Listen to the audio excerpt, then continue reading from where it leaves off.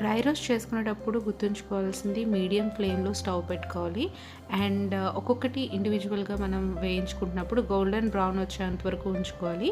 అంతేగాని ఓవర్గా మనం రోస్ట్ చేస్తే దాని యొక్క ఫ్లేవర్ డిఫరెంట్ అయిపోద్ది. సో వన్స్ ఇదంతా మనం మంచిగా డ్రై రోస్ట్ చేసుకున్న తర్వాత బ్లెండింగ్ జార్లో వేసుకుని ఫైన్ పౌడర్ చేసుకోవాలి. పౌడర్ చేసుకున్న తర్వాత అందులో మసాలాకి తగినంత ఉప్పు, కారం వేసుకుంటాము. కొంచెమే వేసుకోండి, ఎందుకంటే మనం కర్రీ చేస్తున్నప్పుడు మళ్ళీ ఉప్పు కారం వేసుకుంటాము. అండ్ చింతపండు రసం మనం ఒక 2 స్పూన్స్ వేస్తున్నాము, ఎందుకంటే ఇది మంచిగా ముద్దలా అవ్వాలి. కావాలంటే కొంచెం వాటర్ కూడా వేసుకోండి. తర్వాత అల్లం వెల్లుల్లి కూడా మంచిగా దంచుకుని